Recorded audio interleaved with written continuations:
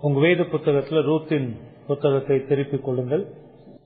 Ruth முதல் அதிகாரத்தை வேதத்துல திருப்பிக் கொள்ளுங்கள். ரூத்தின் சரித்திர புத்தகத்தை நாம் தொடர்ச்சியாக இதுவரை முதல் 18 வசனங்களை நாம் சிந்தித்து முடித்திருக்கிறோம். இந்த 18 வசனங்கள்ல நம்ம பார்த்ததை ரொம்ப சுருக்கமாக உங்களுக்கு நான் சொல்லிட்டு பிறகு இன்றைக்குரிய வேத பகுதிக்குள்ள நம்ம கடந்து போகலாம். இந்த முதல் 18 வசனங்கள்ல எலிமெலேக்கின் குடும்பம் பஞ்சத்தின் காரணமாக பெத்லகேமை விட்டு மோவாப் தேசத்திற்கு சென்றதையும் அங்கு அவர்கள் அனுபவித்த துன்பங்களையும் நம்ம பார்த்திருக்கிறோம். எலிமெலேக்கும் அவனுடைய 2 மகன்களும் மோவாப் தேசத்துல இறந்து போனதையும், நகோமியும் அவளுடைய 2 மருமகள்களும் விதவைகளாக தவித்ததையும் நம்ம சிந்தித்து பார்த்தோம். இந்த நிலையில தான் நகோமி மோவாப் தேசத்துல இருக்கும்போது யூதாவுல ஜனங்கள் கர்த்தரால் சந்திக்கப்பட்டனர், அதாவது அங்கு பஞ்சம் தீர்ந்து போனது என்பதை கேள்விப்பட்டு அங்கிருந்து பெத்லகேமுக்கு மறுபடியுமாக திரும்புகிறாள். அப்பொழுது வழியில நடந்த காரியங்கள் எல்லாம் சென்ற வாரம் நம்ம சிந்தித்து பார்த்தோம். அந்த பயணத்தை 3 பேராக அவர்கள் துவங்கி இருந்தார்கள். நகோமி, ஓர்பால் மற்றும் ரூத் ஆக இந்த 3 பேருமாக கிளம்பிய இந்த பயணம் இருவராக முடிந்ததை நம்ம பார்க்கிறோம். ஓர்பால் நகோமியினுடைய வேண்டுதலை கேட்டு தன் ஜனங்களிடத்திற்கும் தன் தேவர்களிடத்திற்கும் திரும்பி போய்விட்டாள் என்று நாம பார்த்தோம். ரூத்தோ நகோமியோடு தொடர்ந்து பயணம் செய்தாள் என்று நாம பார்த்தோம். இதுக்கு பிறகு என்ன நடந்தது என்பதை தான் இனி நம்ம பார்க்க போகிறோம். இந்த முதல் 18 வசனங்கள்ல இவைகள் எல்லாம் பார்த்திருக்கிறோம். இப்போ இந்த 18வது வசனத்துல நகோமியும் ரூத்துமாக பெத்லகேமை நோக்கிய அவர்களுடைய பயணத்தை தொடர்ந்து கொண்டிருக்கிறார்கள். சரியா? ஓகே. இப்போ 19வது வசனத்திலிருந்து நாம தொடர்ந்து பார்க்கலாம். 19வது வசனத்திலிருந்து நான் வாசிக்கிறேன் 22வது வசனம் வரைக்கும். ரூத் 1வது அதிகாரம் 19வது வசனத்திலிருந்து 22வது வசனம் வரையும். அப்படியே இருவரும் பெத்லகேம் மட்டும் நடந்து போனார்கள். அவர்கள் பெத்லகேமுக்கு வந்தபோது ஊரார் எல்லாரும் அவர்களை குறித்து ஆச்சரியப்பட்டு, இவள் நகோமியோ என்று பேசிக் கொண்டார்கள். அதற்கு அவள், நீங்கள் என்னை நகோமி என்று சொல்லாமல் மாறாள் என்று சொல்லுங்கள். சர்வ வல்லவர் எனக்கு மிகுந்த கசப்பை கட்டளையிட்டார். நான் நிறைவுள்ளவளாய் போனேன். கர்த்தர் என்னை வெறுமையாய் திரும்பி வர பண்ணினார். கர்த்தர் என்னை சிறுமைப்படுத்தி சர்வ வல்லவர் என்னை கிளேசப்படுத்தி இருக்கையில் நீங்கள் என்னை நகோமி என்பானேன் என்றாள். இப்படி நகோமி மோவாபிய ஸ்திரீயான தன் மருமகள் ரூத்தோடும் கூட மோவாப் தேசத்திலிருந்து திரும்பி வந்தாள். வார்கோதுமை அறுப்பின் துவக்கத்தில் அவர்கள் பெத்லகேமுக்கு வந்தார்கள். இந்த வசன பகுதியை நாம இப்போ சிந்திக்கலாம். இதுக்கு நான் கொடுத்திருக்கிற ஒரு தலைப்பு, துன்பங்கள் மத்தியிலும் துவளாத நகோமி. துன்பங்கள் மத்தியிலும் துவளாத நகோமி. நம்ம வாழ்க்கையில நம்ம அனுபவிக்கிற துன்பங்கள் நம்முடைய வாழ்க்கை நிலையையே தலைகீழாக உருத்தெரியாமல் மாற்றி போட்டு விடுகிறது. கொஞ்சம் வருஷத்துக்கு முன்னாடி இந்த கொரோனா வியாதி பரவுன போது பல துன்பங்களை எல்லோருமாக அனுபவிக்க இருந்தது. எத்தனையோ பேருடைய வாழ்க்கை அந்த காலத்தில் ரொம்ப தலைகீழாக மாறி போனது. நமக்கு அறிமுகமான எத்தனையோ பேருடைய வாழ்க்கையும் கூட இன்னுமே அதை சரிப்படுத்த முடியாத அளவுக்கு ரொம்ப பின்னிலைக்கு போவதற்கு அது வழிவகுத்திருந்தது.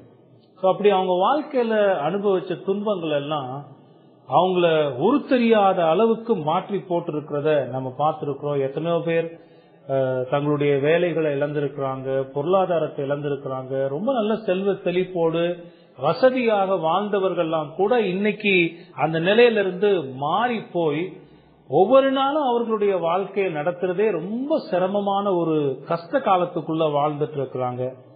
அப்போ வீழ்ந்த அந்த பொருளாதார நிலையை இன்னும் மீட்டெடுக்க முடியாத ஒரு துன்பத்துக்குள்ளலாம் அவங்க வாழ்ந்துட்டு இருக்கிறாங்க. இப்படி பல துன்பங்கள் வாழ்க்கையில வருகிற போது அது நம்முடைய வாழ்க்கையை புரட்டி போட்டு விடுகிறதாக இருக்கிறது. நம்ம பார்க்கிற இந்த வேத பகுதியில, இப்போ வாசிக்க கேட்ட இந்த வேத பகுதியிலேயும் அப்படிப்பட்ட ஒரு நிலை தான் நகோமிக்கு இருந்ததை நாம பார்க்கிறோம். நகோமியும் ரூத்தும் இப்ப பெத்லகேமுக்கு வந்திருக்கிறாங்க. அங்கு நடந்த சம்பவங்களை தான் இந்த வசனங்கள் நமக்கு தெளிவாக விளக்குகிறது. இதுக்கு இன்னொரு உபதலைப்பை ஒன்னு கொடுக்கணும்னு யோசிச்சு பார்த்தேன் நானு. அதுல நான் கொடுத்திருக்கிற இன்னொரு உபதலைப்பு பெத்லகேமில் ரூத்தும் நகோமியும். பெத்லகேமில் ரூத்தும் நகோமியும். ஏன்னா இப்ப அவங்க வந்துட்டாங்க.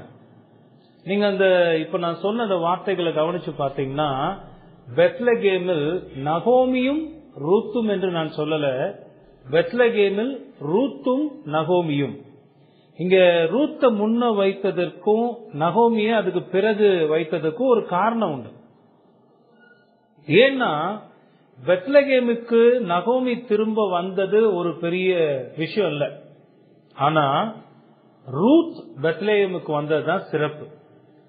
கர்த்தர் ரூத்தை மோவாப் தேசத்திலிருந்து பெத்லகேமுக்கு கொண்டு வந்து சேர்த்திருக்கிறார். அது கர்த்தருடைய செயல். சென்ற செய்தியிலேயே அதை நம்ம பார்த்தோம். நம்ம வாழ்க்கையில ஏன் இதெல்லாம் நடக்குது என்பது நமக்கு நடக்கின்ற போது தெரியாது. ஆனா அவைகள் எல்லாவற்றையும் கர்த்தர் செய்து கொண்டிருக்கிறார். ரூத்துடைய வாழ்க்கையில இப்படிலாம் நடக்கும்னு அந்த ரூத் ஒரு இளம் பெண்ணாக அவ நினைச்சு கூட பார்த்திருந்திருக்க மாட்டான். மோவாப் தேசத்திலிருந்து தான் இப்படி ஒரு விதவையாக பெத்லகேமுக்கு போவோன்னு நினைச்சே பார்த்திருக்க மாட்டான். ஆனா அவளுடைய வாழ்க்கையில இதெல்லாம் நடந்தது. கர்த்தர் ரூத்தை மோவாப் தேசத்திலிருந்து பெத்லகேமுக்கு அழைத்து வந்திருக்கிறார். பெத்லகேமுக்கு ரூத் வந்ததுதான் சிறப்பு. இனி இந்த கதை முழுவதுமே ரூத்தை சுற்றித்தான் இருக்க போகிறது. கர்த்தருடைய அற்புதமான செயல்களை தொடர்ந்து 2வது அதிகாரத்திலிருந்து நம்ம பார்க்க போறோம். இதுல மையமாக இருந்து சுழல போகிறது யாருன்னா ரூத் தான்.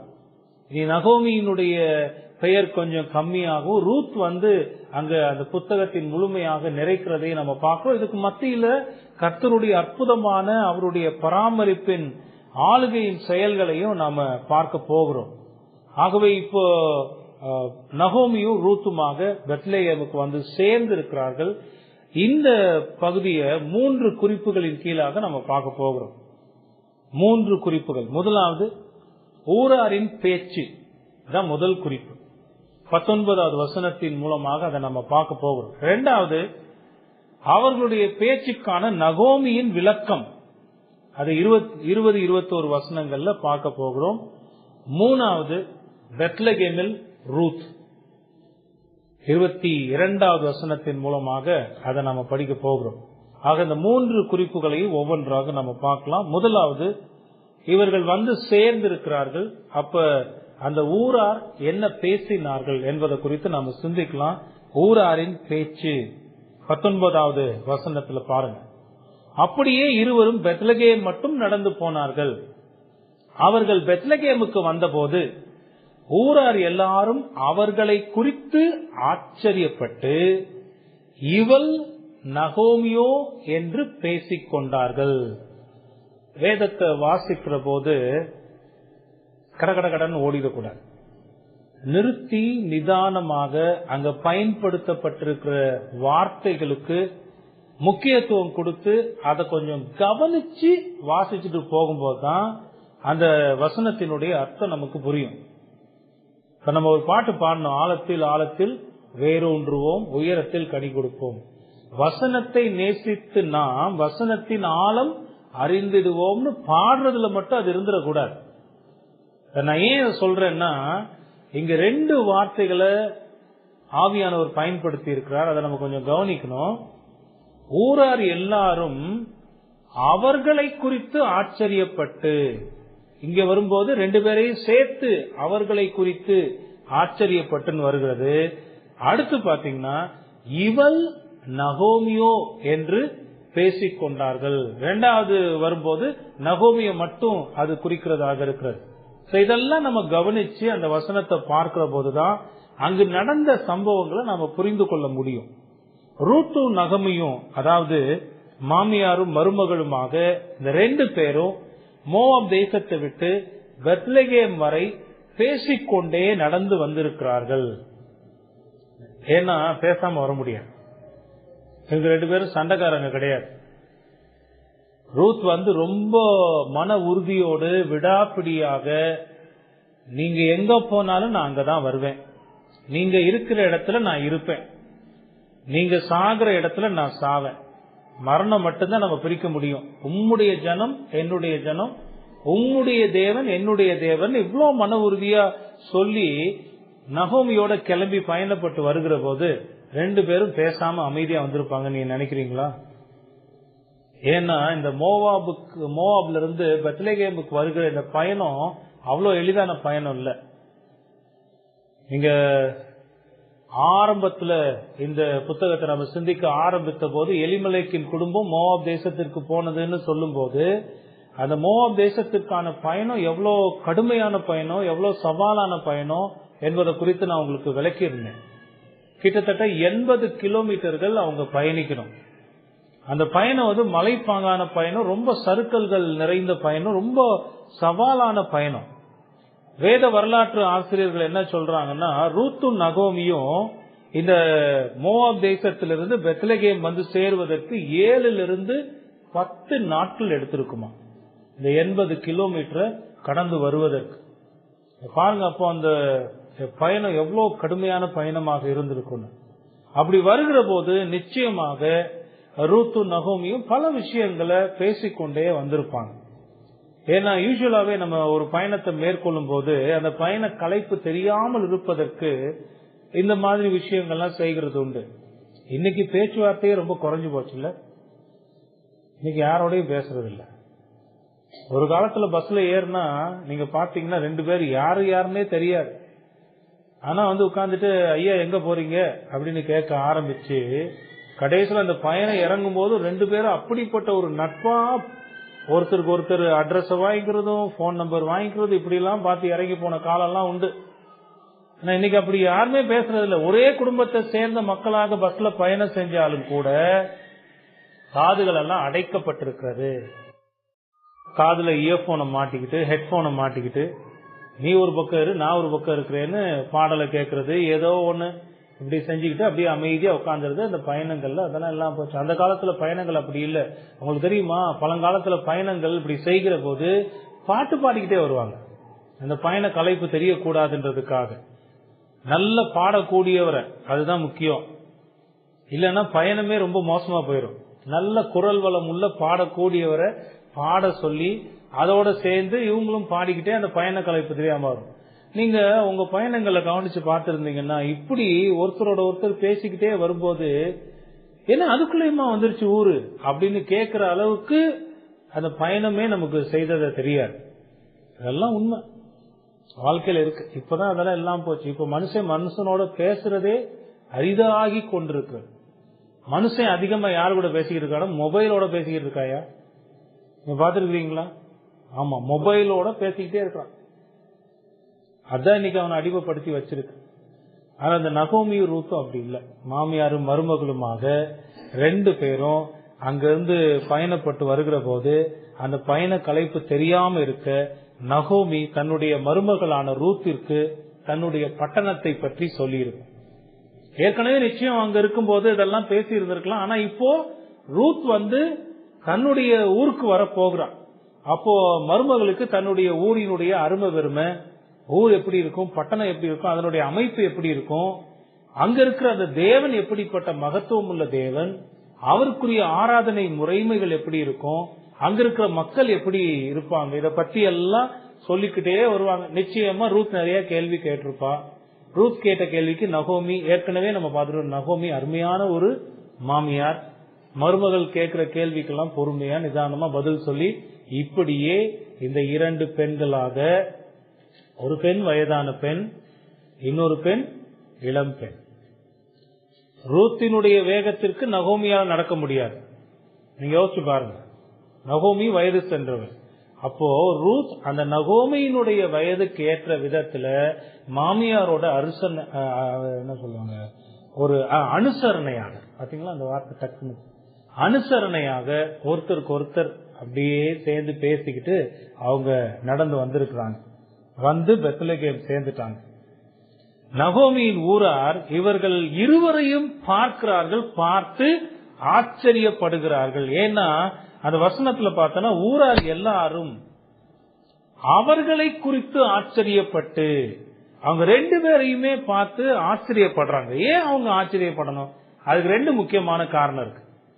ரெண்டு முக்கியமான காரணம். முதலாவது, நகோமி தனியாக வருகிறாள். அவள் கூட அவளுடைய கணவனோ அல்லது மகன்களோ வரவில்லை. இத பாக்குறவங்களுக்கு ஆச்சரியமா இருக்கு. போகும்போது கணவனோடையும் பிள்ளைகளோடைய தானே போன நகோமி 10 வருஷம் கழிச்சு ஊருக்கு திரும்பி வர்றா. வர்றப்ப நகோமி மட்டும் தனியா வர்றாளே அப்படின்னு ஒரு ஆச்சரியம்.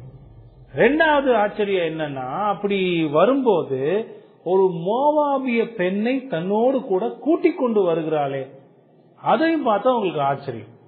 ஏன்னா ஏற்கனவே நம்ம பார்த்திருக்கிறோம், இந்த மோவாப் தேசத்து ஜனங்களுக்கும் இந்த இஸ்ரவேலர்களுக்கும் ஒருபோதும் ஆகாது. நகோமி ஒரு இளம் பெண்ணை தன்னோடு கூட்டிக் கொண்டு வருகிறத பார்த்து இவங்க ஆச்சரியப்படுகிறார்கள். இத பார்த்த ஊர் மக்கள் என்ன நடந்திருக்கும் என்பதை குறித்து அவங்க ஆச்சரியப்பட்டிருக்கிறதாக இங்க பாக்குறோம். அது மட்டும் இல்ல, இவங்க ரெண்டு பேரும் தூரத்துல வரும்போது யாரோ ரெண்டு பேர் வர்ற மாதிரி இருக்கே, யாரு அப்படின்னு ஊர் மக்கள் எல்லாம் பார்த்திருப்பாங்க. தூரத்துல வரும்போது டக்கு நமக்கு அடையாளம் தெரியாது. ஏன்னா இப்போ 10 வருஷத்துக்கு பிறகு நகோமி ஊருக்குள்ள வர்றா. அப்படி வரும்போது அவங்க ரெண்டு பேரும் தூரத்துல வரும்போது இந்த ஊர் மக்கள் எல்லாம் பார்த்திருப்பாங்க, யாரு வர்றதா இருக்கும். நிச்சயமா ரூத் அடையாளம் தெரியாது, மோவாபிய பெண்ணுன்னு தெரியும். ஏன்னா அந்த உடை அதெல்லாம் காட்டி கொடுத்துரும். ஆனா கூட வர்றது யாரு, தூரத்துல அப்படியே பார்த்திருப்போம். வயசான பாட்டியில இருந்துச்சு, இந்த கையை அப்படி வச்சு இப்படி பாப்பாங்கல்ல, யாரு வர்றது அப்படின்னு இப்படி பார்த்திருப்பாங்க. ரெண்டு பேரும் நடந்து கிட்ட வர வர வரதான் அவங்களுக்கு ஆச்சரியம் வருது. ஏன்னா நகோமி வர்றா. நகோமிய பார்த்த பிறகு அவங்களுக்கு இன்னும் ஆச்சரியம். ஏமா நகோமியாமா நீ கேட்போம்ல, யாராவது ரொம்ப காலம் ஊர்ல இல்லாம இருந்து திடீர்னு வந்து பார்க்கும்போது கேட்போம், ஏப்பா நீயாப்பா அது? அந்த ஊர் மக்கள் கேட்டிருப்பாங்க, ஏமா நகோமியாமா நீ? என்னமா இப்படி ஆளையே அடையாளம் தெரியாம உருமாறி போயிட்டியம்மா அப்படின்னு ஆச்சரியப்பட்டிருப்பாங்க. அவர்கள் எல்லாரும் ஆச்சரியப்படுகிற அளவுக்கு நகோமியினுடைய உருவ அமைப்பே மாறி இருந்திருக்கிறது. அப்ப பாருங்க எவ்வளவு துன்பம். அந்த துன்பம் வந்து ஒரு மனிதனுடைய வாழ்க்கைய உருவத்தையே மாற்றிடுச்சு. உருவத்தையே மாற்றிடுச்சு. எனக்கு இத சொல்லும் போது ரெண்டு முக்கியமான ஞாபகங்கள். ஒரு ஞாபகம் என்னன்னா, என்னுடைய நெருங்கிய நண்பன் ஒருவன் திருமணமாகி சில வருடங்கள்லயே அவ இறந்து போயிட்டான். அவனுடைய மனைவிய சில வருடங்கள் கழிச்சு பார்க்கும்போது நம்ம சொல்லுவோம்ல, என் கண்ணையே என்னால நம்ப முடியலன்னு. அந்த மாதிரி ஆள் உருத்தெரியாம மாறி போயிருந்ததை பார்க்க முடிஞ்சது. ரொம்ப மனசுல வேதனையோட அன்னைக்கு நான் அந்த பெண்ணை பார்த்தேன். அவன் என்னுடைய நண்பன் உயிரோடு இருக்கும்போது அந்த பெண் இருந்த நிலைமைக்கும் அவன் இறந்த பிறகு 2 குழந்தைங்களை வச்சு அந்த பெண் கஷ்டப்பட்டு சில வருடங்களுக்கு பிறகுதான் பார்க்க நேரிட்டது. அப்ப பார்க்கும்போது அந்த பெண்ணினுடைய உருவம் அப்படியே மாறியிருந்தது. யோசிச்சு பாருங்க, எவ்வளவு துன்பமும் எவ்வளவு கஷ்டமும் வாழ்க்கையினுடைய சவால்களை சந்தித்து வருகிற போது இந்த விதவைகளா இருக்கிறவங்க எவ்வளவு மாறி போறாங்க. நகோமியினுடைய வாழ்க்கை அப்படித்தான் மாற்றப்பட்டிருக்கிறது. அங்க இருக்கிறவங்க எல்லாம் பார்த்து நகோமியா நீன்னு கேட்கிற அளவுக்கு நகோமியினுடைய உருவ அமைப்பு மாறி இருக்கிறது. நம்ம ஊர்ல சொல்லுவாங்கல்ல, வாழ்ந்து கெட்ட குடும்பம். ஒரு காலத்துல அவங்க எப்படி வாழ்ந்தாங்க தெரியுமா? அவங்க வாழ்ந்த செழிப்பு என்ன, வசதி என்ன, எவ்வளோ அருமையா வாழ்ந்தாங்க. அவங்களுடைய வாழ்க்கை முறை அவ்வளோ சிறப்பா இருந்தது. ஒவ்வொருவரும் அவ்வளோ அழகா, அவ்வளோ செழுமையா, அவ்வளோ ஆரோக்கியத்தோட இருந்த அந்த குடும்பம் இன்னைக்கு அவங்க வாழ்ந்து கெட்டு போயிருக்கிறாங்க. உங்களுக்கு புரியுது நான் சொல்றது? அந்த நிலைமையில தான் நகோமி இருக்கிறார். இன்னொரு உதாரணம் எனக்கு ஞாபகம், உங்கள எத்தனை பேருக்கு இது தெரியுமோ தெரியாது. இந்த பாடி பில்டிங் ஃபீல்டு இருக்குல்ல, அதுல வந்து ஒரு முடிசூடா மன்னனா ஒரு மனுஷன் இருந்தான். அவன் பேர் ரானி கோல்மன். இப்பயும் இருக்கிறார். உங்களை எத்தனை பேருக்கு தெரியாது. நான் ரொம்ப அதை விரும்பி பார்க்கறது உண்டு. ஏன்னா ரொம்ப அதிகப்படியான எடைகள் எல்லாம் எடுத்து ஒர்க் அவுட் செய்து 8 முறை மிஸ்டர் ஒலிம்பியா சாம்பியன். இன்ன வரைக்கும் அந்த பட்டத்தை யாரும் அப்படி அத சேலஞ்ச் பண்ணல, அதை பீட் பண்ணல. ரானி கோல்மேன் நீங்க வேணா பார்க்கலாம். அவ்வளோ பயங்கரமான பாடி பில்டர், வேர்ல்டுலயே பயங்கரமான பாடி பில்டர். ஒரு 10 வருஷத்துக்கு முன்னாடி அந்த மனுஷன் இருந்த நிலைமையும் இப்ப அந்த மனுஷன் இருக்கிற நிலைமையும் நீங்க பாத்தீங்கன்னா, அப்ப பருந்து மாதிரி இருந்த மனுஷன் இப்ப கோழி குஞ்சு மாதிரி இருக்காரு. அவரால் நடந்து கூட போக முடியல, ஒரு ஸ்டேஜ்ல ஏற முடியல, உடம்பெல்லாம் கூனி குறுகி போச்சு. இன்னைக்கும் ரானி கோல்மேனை பாக்குற எல்லாரும் சொல்றது என்னன்னா, அது 10 வருஷத்துக்கு முன்னாடி இருந்த அந்த ரானி கோல்மேனா இப்படி இருக்கிறாரு. ஏன்னா அதிகமான எடை, எடுத்துக்கிட்ட ட்ரக்ஸ் எல்லாம் சேர்ந்து அவருடைய உடம்புல பல அறுவை சிகிச்சை, உடம்பு இப்போ உருத்தெரியாம போயிடுச்சு. இது மாதிரி எவ்வளவு பேரை நம்ம சொல்லிக்கிட்டே இருக்கலாம். முன்னாடி பார்த்திருப்போம், ரொம்ப காலம் கழிச்சு பார்க்கும்போது அவங்களுடைய நிலையே மாறி போயிருக்கும். வேதத்துல யோபுவையும் இப்படிதான் பாக்குறோம். யோபுவினுடைய நிலையும் அப்படிதான் உருத்தெரியாம போயிருந்துச்சு. யோபு 2வது அதிகாரம் 11 - 13 வசனங்கள்ல பார்த்தோம்னா, அங்க யோபுவினுடைய நிலைய பத்தி வேதத்துல பாக்குறோம். யோபு 2:11 வசனத்திலிருந்து பார்த்தோம்னா, யோபுடைய 3 சிநேகிதர் ஆகிய தேமானியனான எலிப்பாசும், சூகியனான பில்தாதும், நாகமாத்தியனான சோப்பாரும் யோபுக்கு நேரிட்ட தீமைகள் யாவையும் கேள்விப்பட்ட போது அவனுக்காக பரிதபிக்கவும் அவனுக்கு ஆறுதல் சொல்லவும் ஒருவரோடு ஒருவர் யோசனை பண்ணிக்கொண்டு அவரவர் தங்கள் தலங்களிலிருந்து வந்தார்கள். தன்னுடைய நண்பன் கஷ்டப்படுகிறான், ரொம்ப பெரிய இழப்புகள் எல்லாம் சந்தித்திருக்கிறான்னு கேள்விப்பட்டு 3 நண்பர்களும் ரொம்ப தூர இடத்துல இருந்து ஒருத்தருக்கு ஒருத்தர் செய்திகளை அனுப்பி பேசிக்கிட்டு, வாங்கப்பா நம்ம போய் நம்ம நண்பனான யோபுவை பார்த்து அவனுக்கு ஆறுதல் சொல்லிட்டு வருவோம்னு சொல்லி அவங்க கிளம்பி வர்றாங்க. இப்போ கவனிங்க, இந்த 12வது வசனத்துல அவங்க வந்த போது என்ன நடக்குது பாருங்க. அவர்கள் தூரத்தில் வருகையில் தங்கள் கண்களை ஏறெடுத்து பார்த்தபோது அவனை உருத்தெரியாமல் சத்தமிட்டு அழுது அவரவர் தங்கள் சால்வையை கிழித்து வானத்தை பார்த்து தங்கள் தலைகள் மேல் புழுதியை தூற்றிக் கொண்டு வந்து அவன் துக்கம் மகா கொடிய துக்கம் என்று கண்டு ஒருவரும் அவனோடு ஒரு வார்த்தையும் பேசாமல் இரவு பகல் 7 நாள் அவனோடே கூட தரையிலே உட்கார்ந்திருந்தார்கள். ஆறுதல் சொல்ல வந்த நண்பர்கள் யோபுவினுடைய நிலையை பார்த்து தூரத்திலேயே பார்த்துட்டாங்க. அவங்க நினைச்ச அளவை விட மிக மோசமான நிலையில யோபு பாதிக்கப்பட்டு உடம்பெல்லாம் கூட பருக்கலாம், சாம்பலை எடுத்து மேல போட்டு ஓட்ட வச்சு சொரிஞ்சுக்கிட்டு உட்கார்ந்து இருக்கிற ஒரு மனுஷன், அவங்க உண்மையிலேயே யோபு இப்படி இருப்பாருன்னு கனவுலயும் நினைச்சிருக்க மாட்டாங்க. ஏதோ பொருள்கள் எல்லாம் போச்சு, பிள்ளைங்க எல்லாம் இறந்து போயிட்டாங்கன்னு கேள்விப்படுறோம். சரி யோபு போய் பார்த்து ஆறுதல் சொல்லிட்டு வருவோம்னு சொல்லி வர்ற இடத்துல பார்த்தா இது யோபு தானா, என் நண்பன் தானா அப்படின்னு ஆச்சரியப்படுகிற அளவுக்கு யோபுவினுடைய நிலை முழுமையாக உருத்தெரியாமல் மாறி இருந்ததை பார்க்கிறோம். யோபுவினுடைய நிலையை பார்த்து 7 நாட்கள் ஒண்ணுமே பேசாம சத்தமிட்டு உட்கார்ந்து அழுது தங்களுடைய ட்ரெஸ் எல்லாம் கிழிச்சுக்கிட்டு புழுதியை தூக்கி மேல போட்டு அழுது இருக்கிறாங்கன்னா யோபுவினுடைய நிலை எவ்வளவு தூரம் மாறி இருக்கும்னு நீங்க யோசிச்சு பாருங்க. இதே போன்ற ஒரு நிலை தான் இங்க நகோமியும் ஊருக்குள்ள வர்றா. நகோமியினுடைய நிலைமையை பார்த்து ஊர் மக்கள் எல்லாம் ஆச்சரியப்பட்டு இவள் நகோமியோ என்று கேட்கக்கூடிய அளவுக்கு வந்ததை பார்க்கிறோம். சிலர் இந்த ஊர் மக்கள்ல சிலர் நகோமியினுடைய நிலையை பார்த்து உண்மையிலேயே ரொம்ப வருத்தப்பட்டு அவளுக்காக துக்கப்பட்டிருக்கலாம். என்ன நகோமி, நீயாமா இப்படி மாறிட்டியம்மா, உனக்கு இவ்வளவு கஷ்டம் வந்திருக்கலாமா, இப்படி வந்திருக்க கூடாது, இப்படி எல்லாம் கூட அவங்க பேசி இருந்திருக்கலாம். அது உண்மையாகவே அவங்களுடைய இருதயத்தில் இருக்கக்கூடிய வேதனையா இருக்கும். இவளுக்கா இப்படிப்பட்ட ஒரு நிலைமை வரணும், கணவனும் 2 பிள்ளைங்களுமா எப்படி வாழ்ந்தாங்க, எப்படி இந்த ஊரை விட்டு போனாங்க, இப்ப இப்படி ஒரு நிலையில வந்திருக்கிறாளே அப்படின்னு சொல்லி அவளுக்காக உண்மையிலேயே வருந்தி இருக்கலாம், ஆறுதல் கூட சொல்லி இருந்திருக்கலாம். ஆனா அதே சமயத்துல வேறு சிலரும் அங்க இருந்திருக்கலாம். அவங்க என்ன செஞ்சிருப்பாங்க பாருங்க, கிண்டல் செஞ்சிருக்கு. நம்ம ஊர்ல தான் இதுக்கு பஞ்சமே இல்லையா. யாராவது ஒருத்தன் வாழ்ந்தவன் கெட்டு போயிட்டான்னா போதும், அவனை கேலி பேசுறதுக்கும் அவனை எப்படியெல்லாம் கிண்டலா பேச முடியுமோ அதுக்குன்னே ஒரு கூட்டம் கிளம்பிடும். ஏன்னா அதுலதான் அவங்களுக்கு சந்தோஷமும் கூட. அதுல அவங்க ரொம்ப ஆனந்தப்படுவாங்க. நீ எப்படி நல்லா வாழ்ந்துடுறேன்னு பாத்துருவோன்னு மனசுக்குள்ள நினைச்சுக்கிட்டே இருந்த அந்த வஞ்சகம் எப்படியோ நிறைவேறிடுச்சு. அவன் வாழ்க்கையில இன்னைக்கு ரொம்ப கஷ்டப்படுறான்றத பார்த்த உடனே அவ்வளோ கேலி பேச்சு, அவ்வளோ கிண்டல் பேச்சு. நல்லா வாழ்ந்த ஒருத்தர் கீழே விழுந்துட்டா போதும், இவங்களுக்கெல்லாம் ரொம்ப கொண்டாட்டமா போயிடும். அப்படிப்பட்டவங்க காதுல கேட்கிற மாதிரியே ரொம்ப கேலியா பேசுவாங்க. நகோமிய பார்த்தா அப்படி சிலர் பேசி இருக்கலாம். என்னமா பஞ்சத்துல இருந்து தப்பிக்கணும்னு ஊரை விட்டு போனிய, இந்த ஊர்ல இருக்க மாட்டேன், பஞ்சத்துல இந்த ஊர்ல இருந்தா நான் செத்து போயிருவேன் நினைச்சு இந்த ஊரை விட்டு போனியம்மா, உனக்கு என்ன ஆச்சு?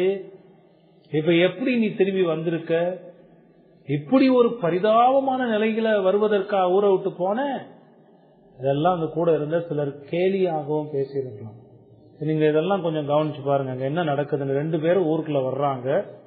இந்த ஊர் மக்கள் எல்லாம் நகோமியையும் ரூத்தையும் பார்த்து ஆச்சரியப்பட்டு இப்படிப்பட்ட பேச்சுக்கள் எல்லாம் அங்கு நடந்திருக்கலாம். இதெல்லாம் தன்னை சுத்தி நடக்கிறத பார்த்துக்கிட்டே நகோமி ஊருக்குள்ள நடந்து போய்கொண்டே இருக்கிறாள். பாருங்க, இது எத்தனை ஒரு வேதனையான நிகழ்ச்சியா இருந்திருக்கும்.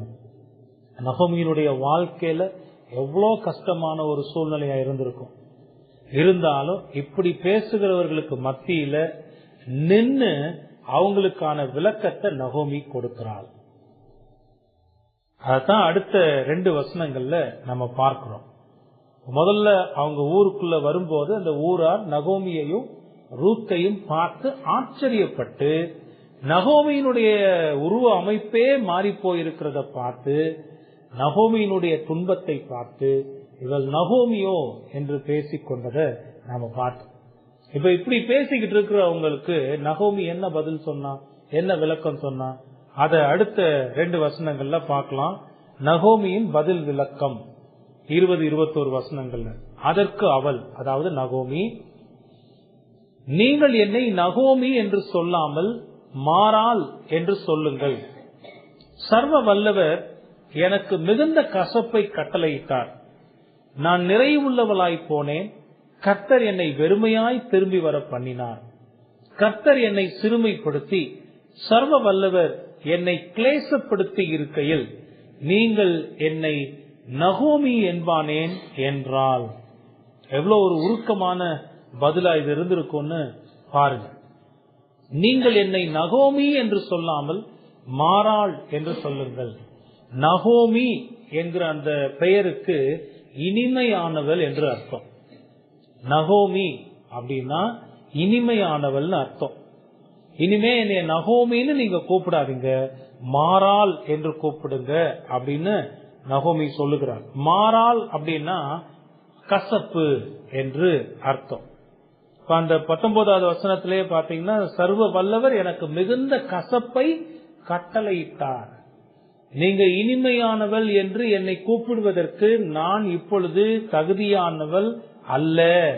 என்னிடத்தில் இருந்த இனிமை எல்லாம், என்னிடத்தில் இருந்த இன்பம் எல்லாம் இப்பொழுது இல்லாமல் போய்விட்டது. நான் கசப்பு நிறைந்தவளாக திரும்ப வந்திருக்கிறேன். என்னுடைய தற்போதைய நிலைமை மிகவும் வருத்தம் நிறைந்ததாக, கசப்பு நிறைந்ததாக இருக்கிறது. ஆகையால் யாரும் என்னை நகோமி என்று கூப்பிடாதீங்க, என்னைய மாறாள் என்று கூப்பிடுங்கள் என்று சொல்லி நகோமி தன்னுடைய நிலையை அங்கு விளக்கி கூறுகிறாள்.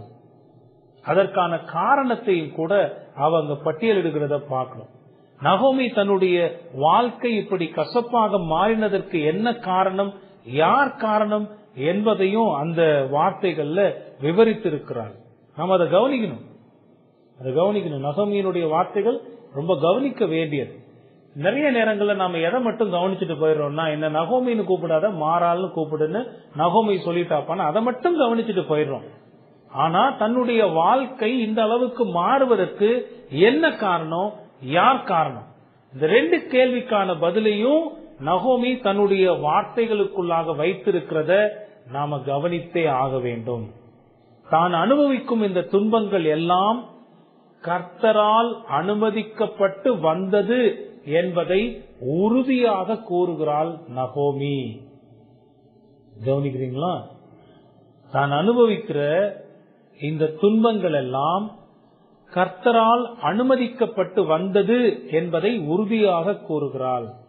நீங்க இந்த 2 வசனத்துல பாத்தீங்கன்னா 4 முறை ஆண்டவருடைய பெயரை பயன்படுத்துகிறார். 2 முறை சர்வ வல்லவர், 2 முறை கர்த்தர். சர்வ வல்லவர் எனக்கு மிகுந்த கசப்பை கட்டளையிட்டார். நான் அனுபவிக்கிற இந்த கசப்பான துன்பத்துக்கு யார் காரணம்?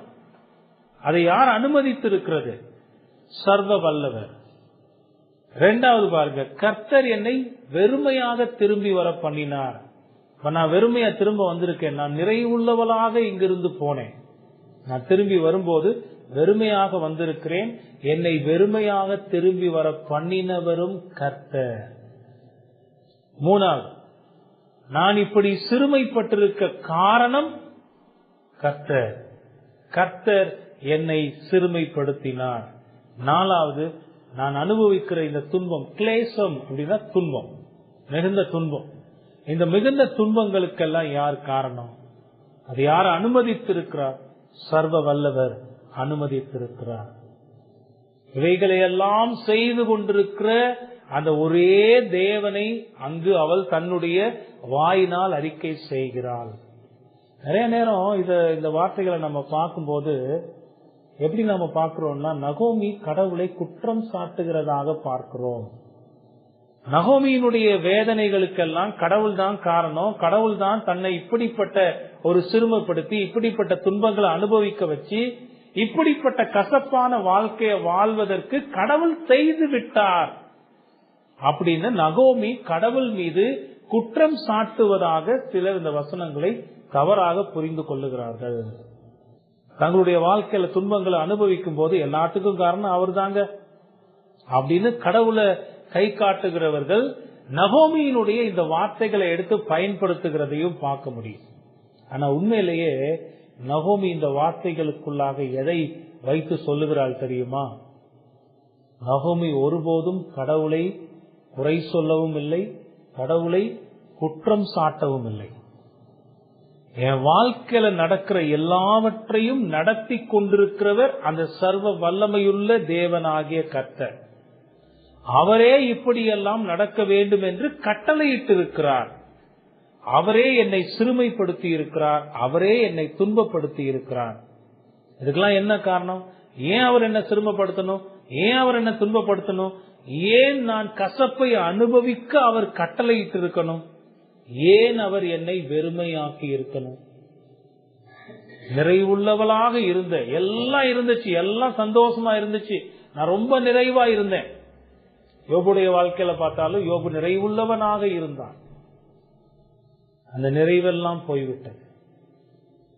அங்கும் கர்த்தருடைய பராமரிப்பின் செயலை பார்க்கிறோம், இங்கும் கர்த்தருடைய பராமரிப்பின் செயலை பார்க்கிறோம். இதெல்லாம் கர்த்தர் செய்திருக்கிறார். ஆனா இதெல்லாம் கர்த்தர் ஏன் தெரியுமா செய்திருக்கிறார்? இதுதான் நகோமியினுடைய விளக்கம். நான் செய்யக்கூடாததை செய்து விட்டேன், நான் செய்யக்கூடாததை செய்து விட்டேன். அதற்கு பதிலாக அவருடைய நீதியான தண்டனைகளை அனுபவித்துக் கொண்டிருக்கிறேன். என்னுடைய கசப்புக்கு காரணம் நான் தான், என்னுடைய வெறுமைக்கு காரணம் நான் தான், என்னுடைய எல்லா கிளேசத்துக்கும் காரணம் நான் தான். இன்னைக்கு நான் இவ்வளவு சிறுமைப்பட்டிருப்பதற்கு காரணம் நான் தான். நான் செய்யக்கூடாததை செய்ததின் காரணமாக அதற்கு பதிலாக சர்வ வல்லவராகிய தேவனுடைய நீதியான தண்டனைகளை அனுபவித்துக் கொண்டிருக்கிறேங்கிறதா நகோமியினுடைய விளக்கம். இதுல எந்த இடத்திலையும் கர்த்தரை நகோமி பழித்து பேசவோ, அவர் அநீதியாக இவைகளையெல்லாம் என் வாழ்க்கையில் செய்து விட்டார் என்று கர்த்தர் மீது குற்றம் சாட்டவோ இல்லை. தன்னுடைய பாவத்திற்கான நீதியான தண்டனையை கர்த்தர் கொடுத்திருக்கிறார் என்பதையே நகோமி இந்த வார்த்தைகளின் மூலமாக வெளிப்படுத்துகிறாள். சர்வ வல்லமையுள்ள தேவன், அவர் நீதி உள்ளவராக இருக்கிறார். நீங்க பாத்தீங்கன்னா அந்த கர்த்தர் சர்வ வல்லவர் என்கிற அந்த வார்த்தைகளுக்குள்ளாகவே கர்த்தருடைய குணாதிசயங்கள் மறைந்திருக்கிறது. அவர் பரிசுத்தத்தின் தேவன், அவர் நீதியின் தேவன், அவர் ஒருபோதும் நீதி தவறாதவர். என்னுடைய இந்த துன்பங்களுக்கெல்லாம் காரணம் நானே. நான் செய்யக்கூடாத காரியத்தை செய்ததினால் வந்த ஆபத்துகளை நான் இப்பொழுது அனுபவித்துக் கொண்டிருக்கிறேன். சரிங்களா? நகோமி எங்கேயுமே கர்த்தருக்கு எதிராக எந்த வார்த்தையும் பேசல. யோபும் கூட தான். யோபுடைய வாழ்க்கை எடுத்து பார்த்தாலும் அத்தனை துன்பங்களுக்கு மத்தியிலேயும் யோபு ஒரு வார்த்தை கூட கர்த்தருக்கு எதிராக குற்றமாக பேசவில்லை, பழித்து பேசவில்லை. யோபு 2வது அதிகாரம் 9-10 வசனங்கள்ல பார்த்தோம்னா, அங்க யோபுவினுடைய மனைவி யோபுவை பார்த்து சொல்லுகிறார். அப்பொழுது அவன் மனைவி அவனை பார்த்து, நீர் இன்னும் உம்முடைய உத்தமத்தில் உறுதியாய் நிற்கிறீரோ, தேவனை தூசித்து ஜீவனை விடும் என்றால். கடைசியா ஆறுதலா இருக்க வேண்டிய மனைவியே இப்படி சொல்லிட்டு நீ எல்லாம் நாக்க பிடிங்கி செத்து போயான்னு சொல்லிட்டு போயிட்டா. எப்படி இருக்கும் யோசிச்சு பாருங்க. ஒரு மனுஷனுக்கு எல்லாமே இல்லாம போயிருந்திருக்கலாம். சம்பாதித்த சம்பாத்தியம், சொத்துக்கள், பணம், தன் இந்த உலகத்துல சேர்த்து வச்சிருந்த எல்லாமே கூட பறி போகலாம். அதெல்லாம் ஒரு நாள் திரும்ப சம்பாதிச்சுக்கலாம். அது ஒன்றும் பெரிய பிரச்சனையே இல்லை. ஆனா மரணம் வரைக்கும் கூடவே இருந்து ஆறுதலாகவும் தேர்தலாக இருக்க வேண்டிய ஒரு மனைவி இப்படிப்பட்ட வார்த்தைகளை சொல்லிட்டு, மனைவி பார்த்து நீ எல்லாம் செத்து போயான்னு சொன்னா அது மாதிரி வேதனை எப்படி இருக்கோ யோசிச்சு பாருங்க. இருக்கிற வேதனைகளுக்கு மத்தியில சொன்ன வார்த்தை, அதாவது மனைவி நீ செத்துப்போன்னு சொன்னது கூட யோபுக்கு பெருசா இருந்திருக்காது. என்ன பொறுத்த வரைக்கும் யோபுவினுடைய அந்த குணங்களை வச்சு பார்க்கும் போது, நீ தேவனை தூசித்துன்னு சொன்னா பாத்தீங்களா, அது ஒருபோதும் யோபுவால தாங்கியிருக்கவே முடியாது. 10வது வசனத்துல சொல்றான் பாருங்க, அதாவது நீ செத்துப்போன்னு சொன்னதுக்கு யோபு பதில் சொல்லவே இல்லை. ஜீவனை விடும்னு சொன்னா பாத்தீங்களா யோபுவினுடைய மனைவி, அதுக்கு யோபு பதில் சொல்லவே இல்லை. ஆனா தேவனை தூசித்துன்னு சொல்லிட்டு இல்ல, அதுக்கு பதில் சொல்றாரு பாருங்க யோபு. அங்கதான் யோபு நிக்கிறார். அதுக்கு அவன் 10வது வசனத்துல, அதற்கு அவன், நீ பைத்தியக்காரி பேசுகிறது போல பேசுகிறாய். தேவன் கையிலே நன்மையை பெற்ற நாம் தீமையையும் பெற வேண்டாமோ என்றான். இவைகள் எல்லாவற்றிலும் யோபு தன் உதடுகளினால் பாவம் செய்யவில்லை. அவ்வளோ நடந்திருக்கு. கொஞ்சம் யோசிச்சு பாருங்க. இந்த துன்பத்துக்கு மத்தியிலெல்லாம் யோபு அவ்வளோ உத்தமமாக இருந்திருக்கிறார். யோபு நிச்சயமாக கடைசியில முடிக்கும் போது, ஆண்டவரே நான் அறியாதும் எனக்கு எட்டாதுமான ஏதோ வார்த்தைகள் எல்லாம் பேசிட்டேன்னு சொன்ன போதிலும், நான் அனுபவிக்கிற ஒரு பக்கம் உண்மையிலேயே பார்த்தா யோபு அனுபவித்த இந்த இத்தனை துன்பங்களுக்கும் இத்தனை தீமைகளுக்கும் பிசாசுதான் காரணம். அவன் தான் போய் ஆண்டவர்கிட்ட நின்று யோபுக்கு இவ்வளவு பெரிய பிரச்சனைகளையும் கொண்டு வந்து சேர்த்து விட்டான். ஆனா இன்னைக்கு வரைக்கும் யோபுவை பேசுறோம். காரணம் என்ன? ஆண்டவரே சொல்றாரு, அவன மாதிரி ஒரு உத்தமமான மனுஷனை பூமியில பார்க்க முடியாது. அவ்வளோ துன்பத்துக்கு மத்தியிலே உத்தமமான மனுஷன். நகோமியும் அப்படிப்பட்ட துன்பம். கணவன் இறந்து போயிட்டு, 2 பிள்ளைகளும் இறந்து போயிட்டாங்க. நம்பிக்கையெல்லாம் இழந்து போயிடுச்சு. கடைசி அத்தனை துன்பங்களையும் சுமந்து கொண்டு தனித்தவளாக வந்திருந்தாலும் பரவாயில்ல, தன்னை நம்பி இன்னொரு ஜீவனும் இப்ப வந்திருக்கு. இளம் பெண் ரூத். எவ்வளவு வேதனை இருக்கும்னு யோசிச்சு பாருங்க. ஊரார் கேட்கறதுக்கு அவ பதில் சொல்லுறா, இதுக்கெல்லாம் நான் தான்ப்பா காரணம். நான் செஞ்சதுக்கு கர்த்தர் என்ன தண்டித்து கொண்டு வந்து சேர்த்திருக்கிறேன். தன்னுடைய மிகுந்த துன்பத்திற்கு மத்தியிலும் இப்படிப்பட்ட நிதானமான வார்த்தைகளை பேசுவது என்பது அற்புதமானது. ஏன்னா துன்பம் வரும்போதே நம்ம மனம் பதறிடும். மனம் பதறிடுச்சுன்னா வாயிலிருந்து வர்ற வார்த்தையை யாராலையும் கேட்கவே முடியாது. என்ன பேசுறோன்னே தெரியாது. எல்லாம் முடிஞ்ச பிறகு, எல்லாம் தீயெல்லாம் அணைஞ்ச பிறகு, ஏமா இப்படி எல்லாம் பேசலாமாமா அப்படின்னா, நானா அப்படி பேசினேன் அப்படின்னு கேட்கிற அளவுக்கு என்ன பேசுறோன்னு தெரியாம வாயிலிருந்து வார்த்தைகள்லாம் வந்திருக்கும். ஆனா நகோமி அப்படி பேசல. அவ்வளோ துன்பத்துக்கு மத்தியிலையும் சொன்ன மாதிரி மேத்யூ ஹென்றி கூட அதை சொல்றாரு. அங்க கூடி இருந்த மக்கள் எவ்வளவு பேர் ஏளனம் பண்ணிருக்கலாம், கைகொட்டி சிரிச்சிருக்கலாம், கிண்டல் செஞ்சிருக்கலாம். என்னமோ வானத்தையே வாங்கிட்டு வர்ற மாதிரி நீ கிளம்பி போனிய, நாங்கெல்லாம் இங்கேயே இருந்தோம், எங்களை பார்த்து சிரிச்சுக்கிட்டு நீங்கெல்லாம் இருங்க நான் போயிட்டு வரேன்ட்டு போனிய, இப்ப இப்படி வந்து நிக்கிறியம்மான்னு எவ்வளவோ கிண்டல் பண்ணி இருக்கலாம். நகோமிய வார்த்தைகளால் சுட்டெரிந்திருக்கலாம், அவள் ரொம்ப துன்பப்படுத்தி இருக்கலாம். ஆனாலும் அதுக்கு மத்தியில நகோமி யாரையும் எந்த விதமான வார்த்தைகளையும் பேசல. ரொம்ப நிதானத்தோடு நடந்து கொள்கிறார். கர்த்தருடைய செய்கைகளை அங்கு விவரித்து காண்பித்து விட்டு தன்னுடைய பாவத்துக்கான தண்டனைகளை தான் அனுபவித்து வந்திருப்பதாக அவள் சொல்லுகிறது சிறப்பானது.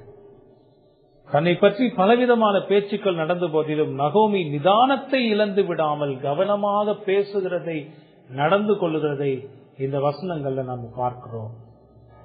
ஊருக்கு வந்தாச்சு, ஊர் மக்கள் பேசினதுக்கு விளக்கமும் கொடுத்தாச்சு. இனி மூணாவது காரியம், பெத்லகேமில் ரூத். ஆரம்பத்துல சொன்ன மாதிரி நகோமி ரூத் பெத்லகேமுக்கு வந்தது சிறப்பல்ல, ரூத் பெத்லகேமுக்கு வந்தது சிறப்பு. 22வது வசனத்துல பாருங்க, இப்படி நகோமி மோவாபிய ஸ்திரீயான தன் மருமகள் ரூத்தோடும் கூட, ஆவியான ஒரு வார்த்தைகள் எப்படி பயன்படுத்தி இருக்கிறார் பாருங்க. நகோமி ரூத்தோடு கூட வந்தாள்னு போடல, நகோமி மோவாபிய ஸ்திரீ ஆகிய ஒரு அந்நிய பெண்ணாகிய தன் மருமகள் ரூத்தோடும் கூட மோவாப் தேசத்திலிருந்து திரும்பி வந்தாள். எப்போ வந்தாங்க? வார்கோதுமை அறுப்பின் துவக்கத்தில் அவர்கள் பெத்லகேமுக்கு வந்தார்கள். ஒரு வழியாக பல பாடுகள், பல கஷ்டங்கள், பல துன்பங்கள் அதெல்லாம் கடந்து நகோமியும் ரூத்தும் இப்பொழுது பெத்லகேமை வந்தடைந்து விட்டார்கள். அவர்கள் வந்த காலம் ரொம்ப அற்புதமான காலம். கர்த்தர் தம்முடைய ஜனங்களை சந்தித்ததால் பஞ்சம் நீங்கி விளைச்சலின் பலனை அறுவடை செய்து கொண்டிருக்கிற காலம். பொதுவாகவே இந்த அறுவடையின் காலம் எவ்வளோ சந்தோஷமான ஒரு காலம் தெரியுமா? பல மாதங்களாக கஷ்டப்பட்டு உழைச்சி அந்த நிலத்துல அந்த பயிரை விளைவிப்பதற்கான அத்தனை காரியங்களை செய்து முயற்சி செய்து அந்த விவசாயி எவ்வளவு பாடுபட்டிருப்பான். அத்தனையும் இன்னைக்கு பலன் கொடுக்கிற ஒரு காலம், அதனுடைய பலனை அனுபவிக்கிற காலமாக இந்த அறுவடையின் காலம் இருக்கு. அறுவடையின் போது எல்லாரிடத்திலையுமே ஒரு சந்தோஷம் இருக்கும். அப்படிப்பட்ட ஒரு அற்புதமான கால பகுதியில தான் நகோமியும் ரூத்தும் பெத்லகேம் வந்து சேருகிறார்கள். இனி இவர்களுடைய வாழ்க்கையில் என்ன நடந்ததுங்கிறத 2வது அதிகாரத்துல நாம் தொடர்ந்து பார்க்க போகிறோம். அந்நிய பெண்ணாகிய ரூத் இப்பொழுது பெத்லகேமில். ஆண்டவருடைய அற்புதமான அந்த பராமரிப்பின் செயலை பாருங்க. நம்ம ஏற்கனவே நம்ம பார்த்தது போல இந்த புத்தகம் முழுமையாக கர்த்தருடைய மீட்பின் திட்டத்தை நிறைவேற்றுகிறதுல அவருடைய பராமரிப்பின் செயல்களை பார்த்து கொண்டிருக்கிறோம். எங்கேயோ பிறந்து வளர்ந்த ஒரு அந்நிய பெண்ணை தன்னுடைய தேசத்திற்கு கர்த்தர் வரவழைத்து கொண்டு வந்து சேர்த்திருக்கிறார். ரூத் இப்பொழுது பெத்லகேமில் இருக்கிறார்.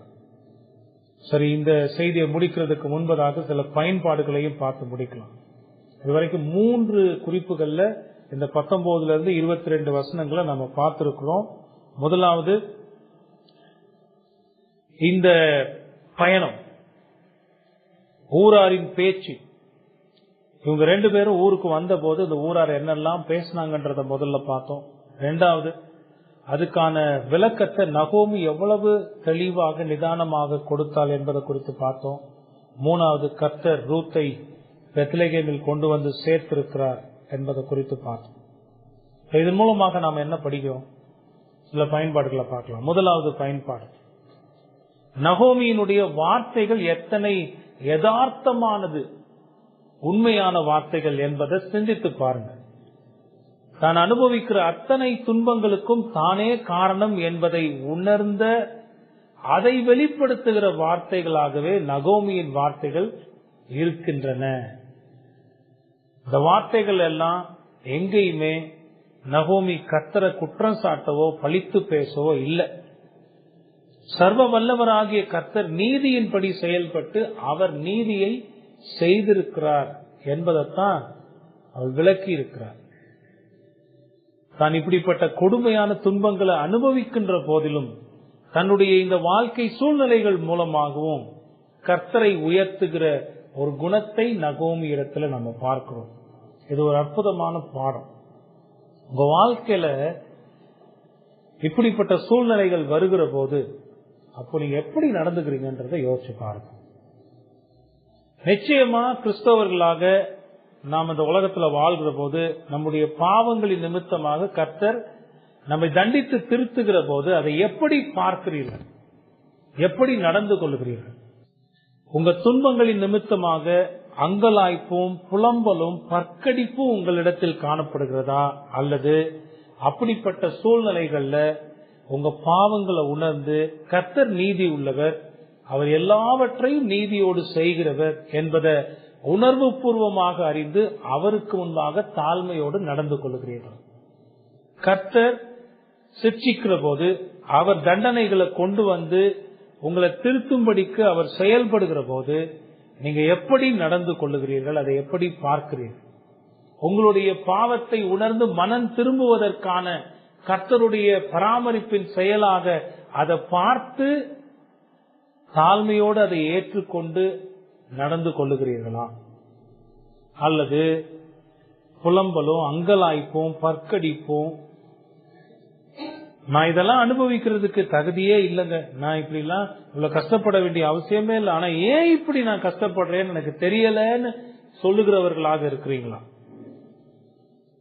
வேதம் சொல்லுது, கடவுளுடைய மக்களாக நாம் துன்பங்களை அனுபவிக்கிறோம் என்றால் அந்த துன்பங்களுக்கு நாமே காரணம். அந்த ஒரே தேவனுடைய பரிசுத்தத்திற்கு எதிராக, அவருடைய நீதிக்கு எதிராக, அவருடைய வெளிப்படுத்தப்பட்ட சித்தத்திற்கு எதிராக நம்முடைய வாழ்க்கை இருந்து பாவங்களை செய்திருக்கிறது நிமித்தமாகவே கடவுள் நம்மை தண்டிக்கிறார். சும்மா இருக்கிற மனுஷனை கடவுள் தண்டிக்க வேண்டிய அவசியம் இல்லைல்ல. அதெல்லாம் மற்ற மதங்கள்ல திருவிளையாடல்கள்னு கடவுள் செய்யறதா எவ்வளவோ பேசலாம். நம்முடைய வேதத்தில் இருக்கிற ஆண்டவர் அப்படியெல்லாம் செய்கிறவர் அல்ல. சும்மா இருக்கிறவனை போய் அவனுக்கு சிக்ஷையை கொடுத்து அவனுக்கு துன்பத்தை கொடுத்து அவன் கஷ்டப்படுறத பார்த்து சந்தோஷப்படுற ஆண்டவர் நம்முடைய ஆண்டவர் கிடையாது. எல்லா துன்பங்களும் எல்லா வேதனைகளும் நம்முடைய பாவத்தின் காரணமாகவே வருகிறது என்பதை நீங்க கொஞ்சம் சிந்தித்து பார்க்கணும்.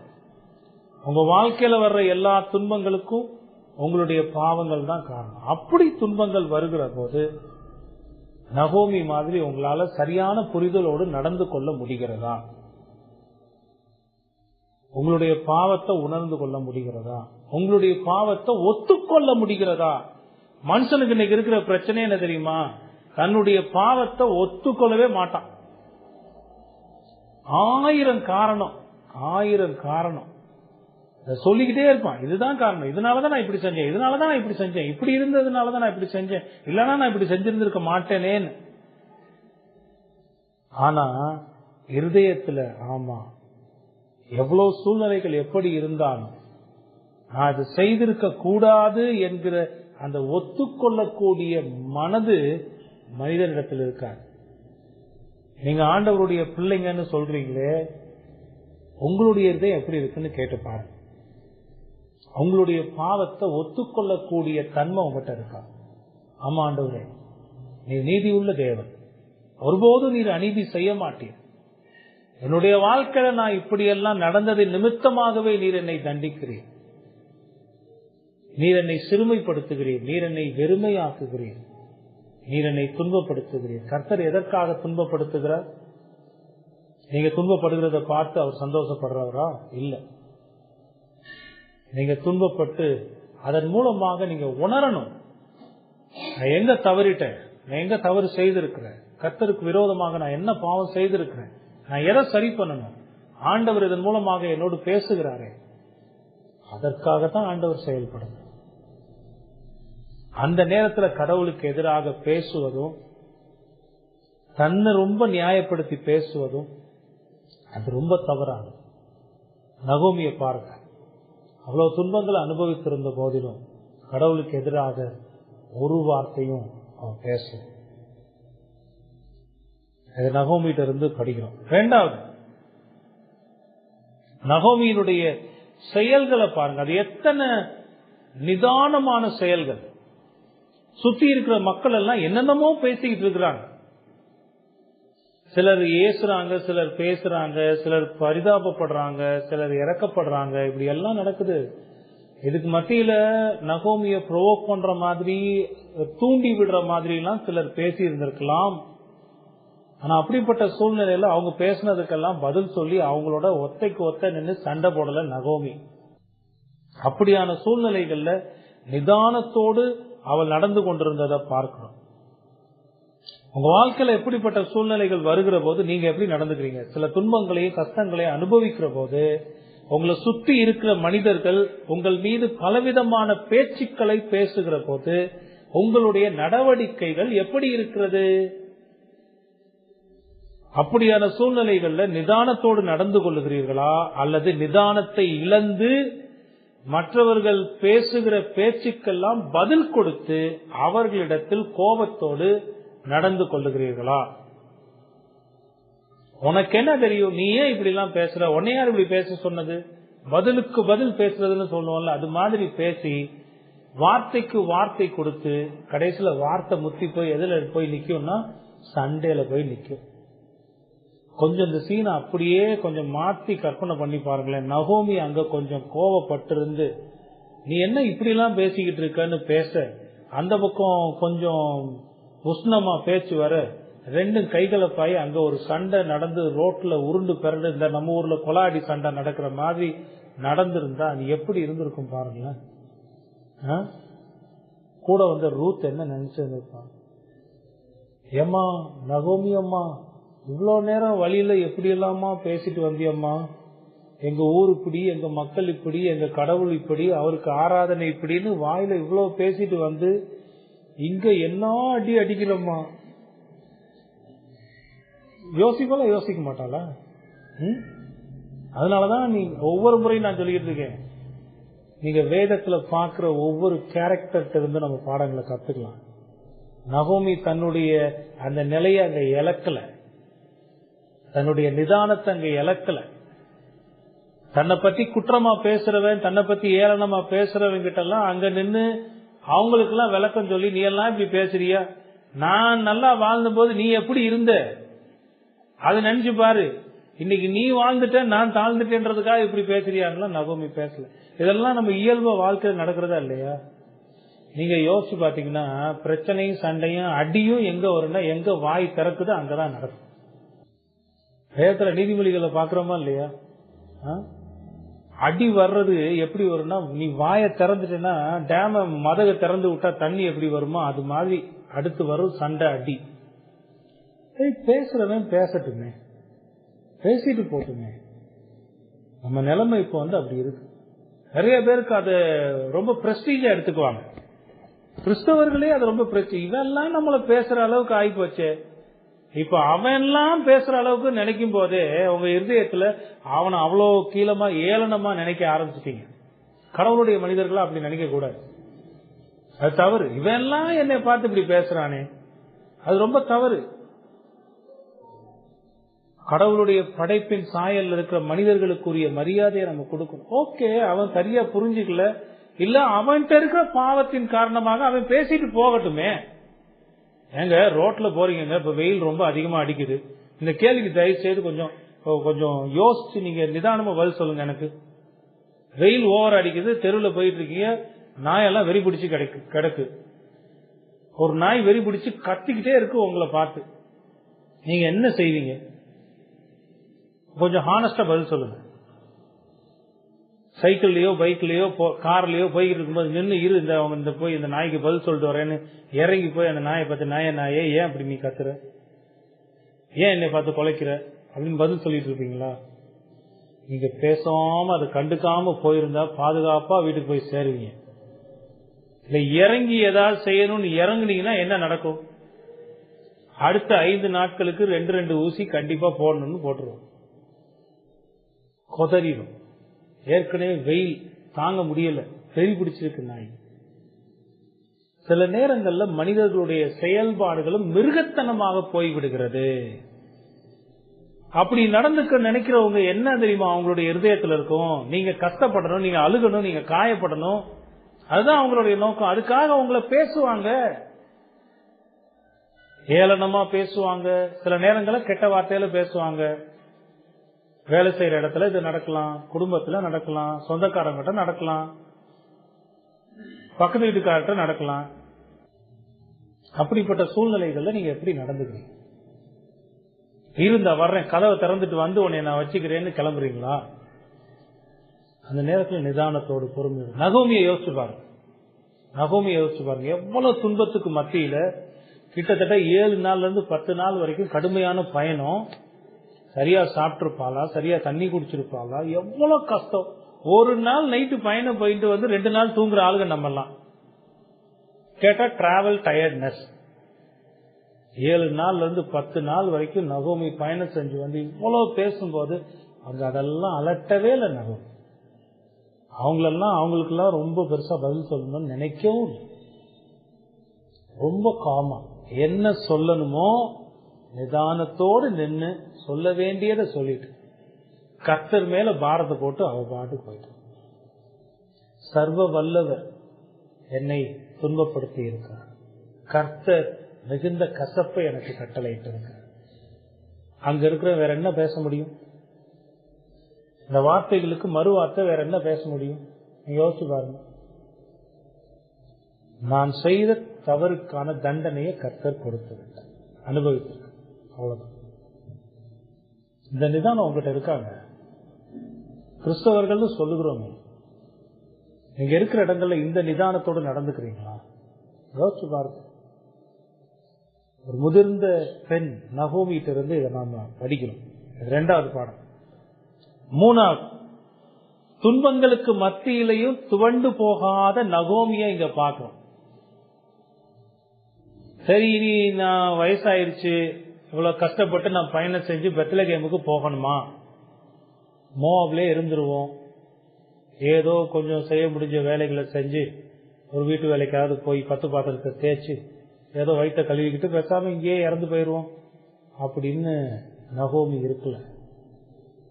அவ்வளோ துன்பங்களுக்கு மத்தியிலையும் துவண்டு போகாம மோவாப் தேசத்திலிருந்து தன்னுடைய தேவனுடைய பட்டணமாகிய பெத்லகேமுக்கு திரும்புகிறத பார்க்கிறோம். மோவாப் தேசத்திற்கு போனதால தன்னுடைய வாழ்க்கை தலைகீழாக மாறி போனாலும் தன்னுடைய தேவனாகிய கர்த்தர் மீதுள்ள பற்றுதலாலும் நம்பிக்கையினாலும் கர்த்தர் நிச்சயமாக தன்னை காப்பார் என்கிற உறுதியோடும் அந்த வயதான காலத்திலையும் அவ்வளோ கடினமான பயணத்தை செய்து பெத்லகேம் வந்து சேர்ந்திருக்கிறத எங்க பார்க்கணும். இப்படிப்பட்ட ஒரு நம்பிக்கை, விசுவாசம், உறுதி உங்ககிட்ட இருக்கா? நீங்க யோசிச்சு பாருங்க.